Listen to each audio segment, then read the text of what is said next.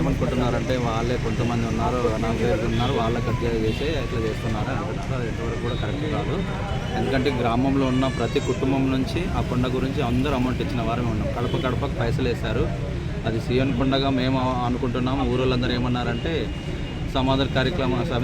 సమాధి చేసిన తర్వాత 3 రోజులు కానీ వారం రోజులు కానీ అట్లా ఉంటుంది కదా, అక్కడికి పోయేసి కొంచెం టైం కేటాయించేసి ప్రశాంతమైన వాతావరణంలో ఉండాలని చెప్పేసి హిందువులు ఉంటేనేమో టెంపుల్కి వెళ్తూ ఉంటారు, క్రిస్టియన్స్ ఉంటేనేమో అక్కడ మా పక్కనే క్యాసారం గుట్టకుందనమాట, మార్పులంకలో ఉంది కొండ, ఆ సెలవుగుట్టకి వెళ్తారు. కాబట్టి అప్పుడు ఏం ఆలోచన చేశారు, ఊరు పెద్దలందరూ కూర్చొని, మన చంద్రన్న ఉంటే చనిపోయాడు, ఇప్పుడు మాజీ సర్పంచ్ మొగలాయ కూడా ఆయన కూడా చనిపోయాడు, అందరూ పెద్దలు పోయిన తర్వాత ఇప్పుడు ఏమైపోయిందంటే కావాలని వీళ్ళు చేసుకుంటున్నారు, వీళ్ళేనా మేము లేమా చేయడానికి అని అంటున్నారు.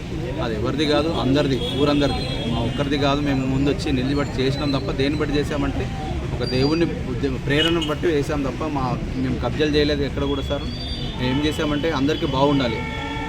అక్కడ దూర ప్రాంతానికి వెళ్తున్నారు కాబట్టి మన ఊరు ప్రాంతంలోనే ఉంటే బాగుంటుంది కదా, అందరు దర్శించుకొని అక్కడ పోయి ప్రశాంతమైన వాతావరణంలో ఒకరోజు గడిపితే బాగుంటుందని దాని గురించి ఊరు గురించే చేసాము. ఇంకా అనేకులు కూడా వచ్చేసి అక్కడ ప్రార్థన చేసుకుంటున్నారు. అన్నీ జరిగినాయి ఇన్నర్ వరకు 3 సంవత్సరాల నుంచి.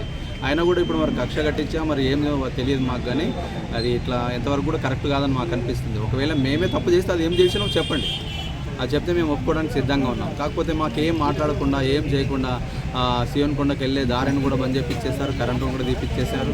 ఇది ఎంతవరకు కరెక్ట్ సార్? మాకైతే మంచిగా అనిపించట్లేదు. మీ ఇష్టం అది. ఎందుకంటే మేమేం కోరుకుంటున్నాం మీ దారి అంటే మాకు కూడా న్యాయం జరగాలి సార్. మేము కూడా విలేజ్లోనే ఉంటున్నాం, మేము బయట ప్రాంతాల్లో ఉండలేము.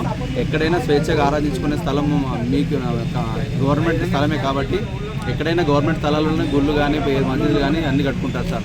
మేము ప్రత్యేకించి ఏదో అక్కడ దొంగతనాలు అయ్యేసి రాత్రి ఏర్పాటు చేసుకున్నది కాదు, ప్రతి ఒక్క గ్రామస్తులు కలిసి ఏర్పాటు చేసుకున్నాం. కాకపోతే కొందరు ఏమనుకుంటారు అంటే అక్కడ మా పెద్దరికం జరగట్లేదు, మేము చెప్పినట్టు వినట్లేదు కదా అని చెప్పేసి ఒక కక్షపూరితమైన కుట్ర చేస్తున్నారు తప్ప ఇంకొకటి ఏం లేదు.